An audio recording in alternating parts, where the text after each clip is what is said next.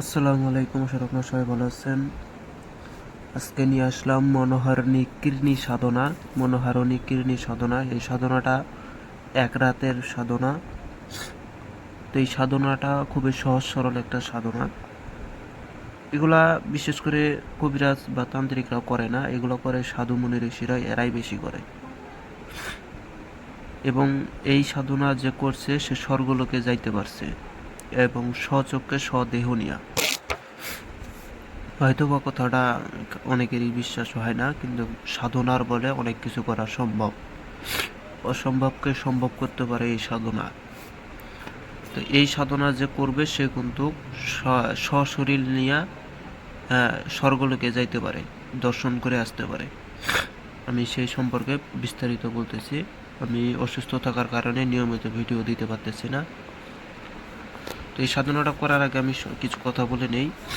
একটা কথা মনে রাখবেন, সাধনা করা যতটা সহজ তার থেকে সাধনার মধ্যে প্রস্তুতি নেওয়াটাই সব থেকে কঠিন ব্যাপার। কেননা সাধনা সবাই করতে পারে না। হতে পারে এটা সহজ সরল সাধনা, কিন্তু তারপরেও এটা অনেকেই করতে পারবে না। এর কারণ হচ্ছে যে আমাদের বর্তমান কলির যুগের মানুষ 12টা-1টার দিকে ঘুমায় এবং দিনের 12টা 11টা 10টার দিকে ঘুম থেকে উঠে, যার কারণে তাদের দ্বারা কখনো সাধনা হতেই পারে না। সাধনা একমাত্র তারাই করতে পারে যারা ব্রহ্মচর্য পালন করে। টাইম মতনে ঘুম আসবে, টাইম মতনে ঘুম থেকে উঠবে, ভোরবেলায় সূর্য যখন উঠবে তখন সে ঘুম থেকে উঠবে, প্রাণায়াম করবে। একমাত্র তাদের দ্বারাই এসব সাধনাগুলো খুব সহজ সরলভাবে হয়ে যায়। তো এই সাধনাটা তারপরেও দিতেছি, যদি কারো মনে চায় তো করবেন, না হলে করার কোনো প্রশ্নই আসে না। আর সাধনা করার আগে নিজের দেহকে রক্ষা করে নেবেন এবং বিশেষ করে মহাকালকে আগে চিনবেন, জানবেন, বুঝবেন। মহাকাল, কাল ভৈরব, যমরাজ, এই তিনজনকে আগে আগে চিনবেন, বুঝবেন, তারপরে দিয়ে এইসব সাধনায় হাত দেবেন।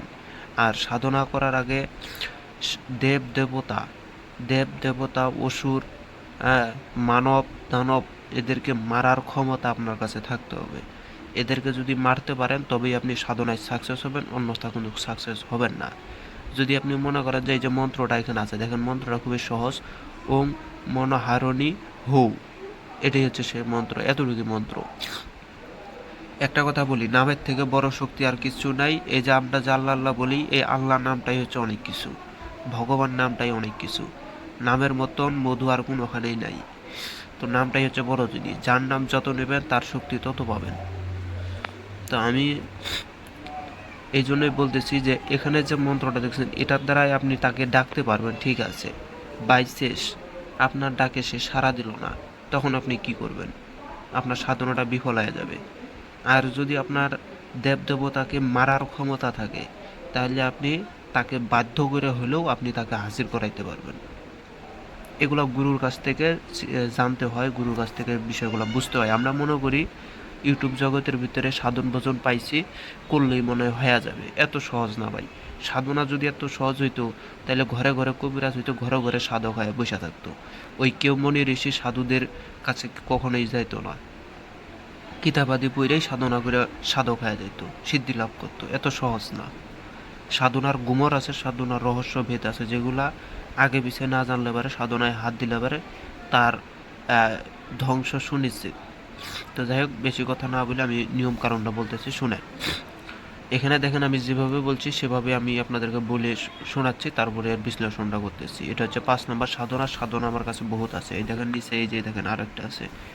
তো আমি এটা 5 নম্বর সাধনাটা দিতেছি স্বর্গলোকে যাওয়ার জন্য। তো দেখেন, এটা সেই মন্ত্রটা।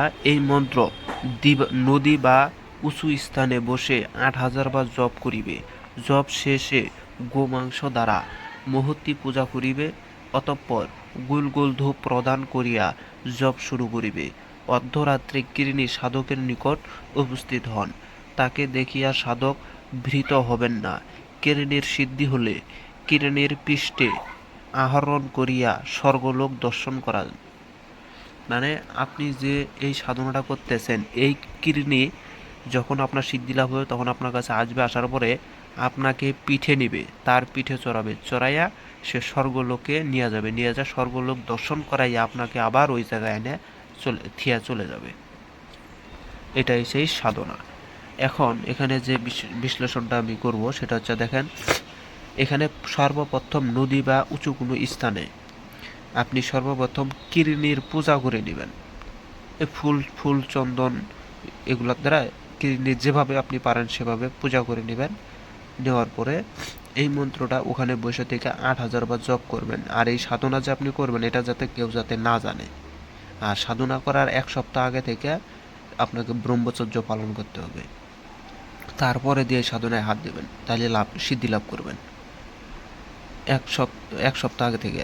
আর যখন নদী বা উঁচু স্থানের ভিতরে বসে থেকে পূজা টুজা করার পরে যখন আপনি এই মন্ত্রটা 8,000 বার জপ করবেন, জপ যখন 8,000 বার শেষ হয়ে যাবে তখন আপনি গোমাংস দ্বারা পূজা দেবেন। ওই মূর্তি মানে কৃষ্ণকে স্মরণ করে তাকে গোমাংস তাকে দান করবেন, মানে পূজা দিবেন এক কথা।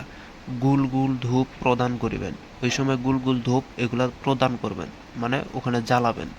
জ্বালানোর পরে দিয়া আপনি আবার 8,000 বার আপনাকে এটা জপ করতে হবে।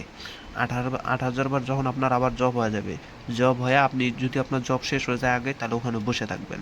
দেখবেন যে সকাল হওয়ার ব্রহ্ম মুহূর্তের আরও যেমন ধরেন সকাল কখন হয়, 3টার পর থেকে আমরা সকাল ধরা হয়, এটা ব্রহ্ম মুহূর্ত ধরা হয়। তো 3টার আগে আপনার সামনে সে উপস্থিত হবে।